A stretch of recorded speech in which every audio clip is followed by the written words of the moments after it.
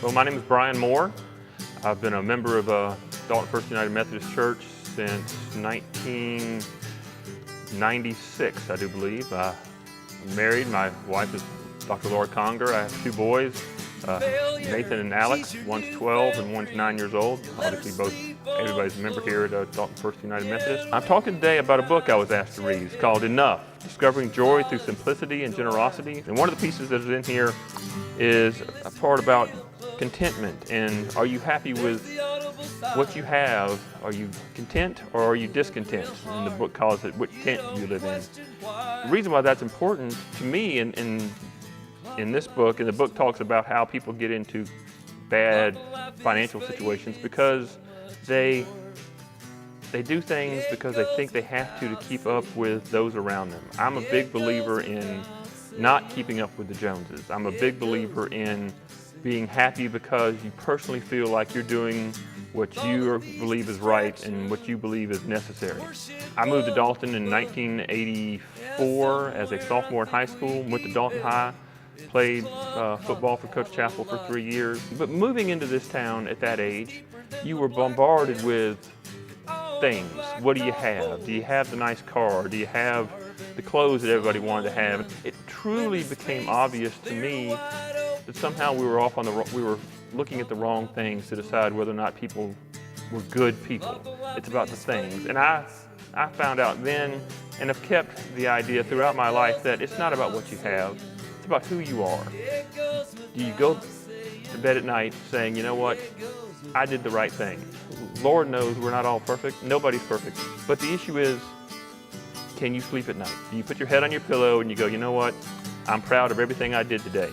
You can't live your life trying to keep up with other people, or you'll be miserable and you'll be broke. This book talks a lot about people buying things on credit so that they can have the things that everybody expects them to have. In my house right now, as of September 14th, 2011, I have 0 credit card debt. And the reason why that is I pay attention, my wife pays attention, my kids pay attention to needs. Do we have what we need? And if we do, then we're happy. We're good with what we have. Now, is there other things that we want? Certainly. My wife and I right now are going through the process of redecorating a bathroom, both bathrooms in the house. We've been in the same house since 1998. Obviously, the house that we have is not a huge house. It's not in one of the trendier neighborhoods in Dalton, but it's a good house that I expect to live in till the day that my kids graduate from high school and move on to whatever is the next step in their life. We're going through this process of remodeling and we're spending a significant amount of money.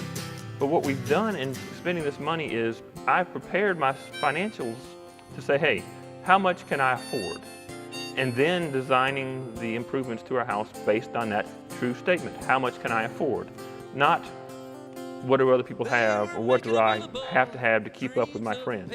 We're going to have good things, new things. We're going to make our house better, but it's not going to cause me or my wife to have to work extra hours, or we're not going to take anything from my children's future. So we think about the things that are that important, but also what do we want? And it's okay to want things, but it's not okay to do things that are detrimental to you and your family because you want something. You have to think about what your priorities are. My issue from a financial standpoint, from a life standpoint, is, do I need it? Is it something that will improve the life of my family and my children? And can I live with not having other things because I'm going to have to sacrifice something to get this item? And if the answer is no, then you don't get it. I know this book talks about being financially prepared. And the way I do that, let me back up and say, I'm a banker. I have a degree in marketing and a degree in accounting. I am very specific about the things that I need and what I want and how to go about getting them. I can plan. Some people have a hard time with planning. I don't have a hard time with that. I am the world's greatest window shopper. I can look at anything and walk away from it. Even though I may desperately want it, if I don't have the money or I don't have a plan on how to pay for it, I can walk away. It drives my wife crazy. Going back to this book, it really comes back to I'm very content. I know who I am. I know what I want. I know how I plan to get it. And those things won't affect me spiritually. I don't feel like I am ever doing something just because it'll make somebody else like me. I was raised in a house that says, I'm no better than anyone else, and nobody's better than me. So it really doesn't matter the things that I own. It's whether or not I treat people like I want to be treated, and that they treat me the same way. No heart that's too hard, honey, no heart that's too